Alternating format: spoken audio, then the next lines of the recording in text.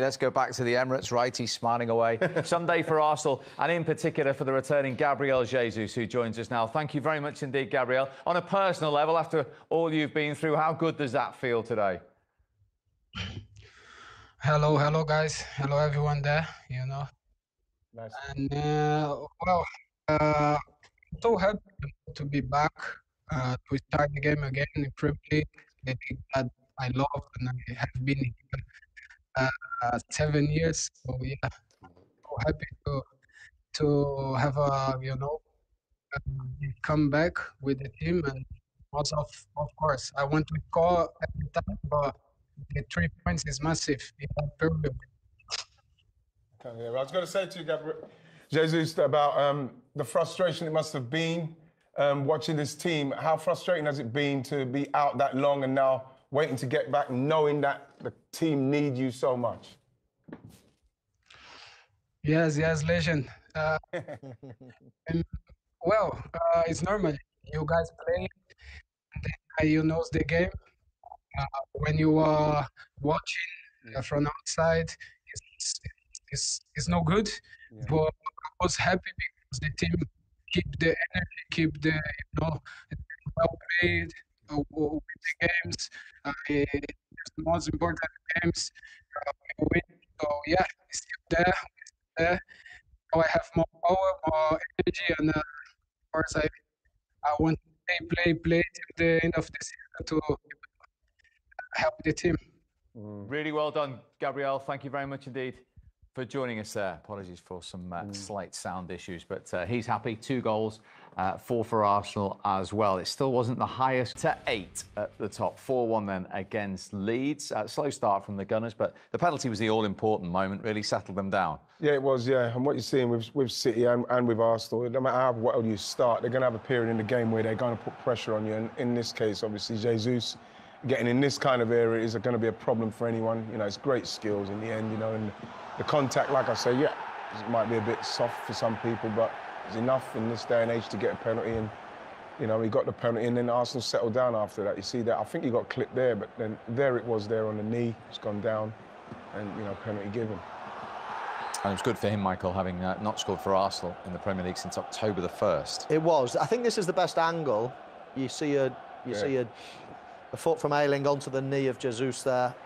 It is quite soft. There's not that much force in it, but I do think it's high. I do think there's enough contact to give a penalty. But the relief, when you come back from injury after a long period of time as a centre forward, you're just desperate to start hitting the back of the net again. For him to get a brace today. The penalty, not so convincing, I don't think you thought there, Sean. Nor did I. No, I see what he tried to do. I think the keeper left it as long as he could. I think if he waits that little bit longer, he maybe stops it, but it's a risk you don't really want to take as a goalkeeper. So, yeah, it goes in the end, and Arsenal 1-0 up at that time. And we said at half-time, next goal critical, and very much like Manchester City in their game in the second half. Straight away, Ben Wrighte makes it 2. Yeah, he does, and again, from half-time, I thought Arsenal needed to speed it up a bit, and I think they did with their passing. You see them in the last third, and once this goes across, he's not watching where Ben Wrighte is. He's lost him on the back post, and they're in. But this is what I'm saying about when you get a City and an Arsenal in this kind of area of the field, and you're not tight enough, and you're able to then get the ball in the box with runners. You're going to score. You've got to be a lot tighter. I saw Bournemouth do it. They've done very, very well defending, but in the end, he was free on the back stick and scored the goal. Yeah, doubling up out wide there. It's a common theme as well for Arsenal. Zinchenko getting forward.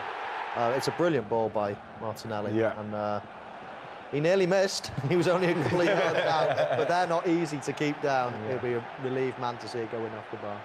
Yeah, and Jesus, as Michael says, to get a brace after all he's been through in his fight, just to get back on the pitch. Yeah, I think he's come back sharp.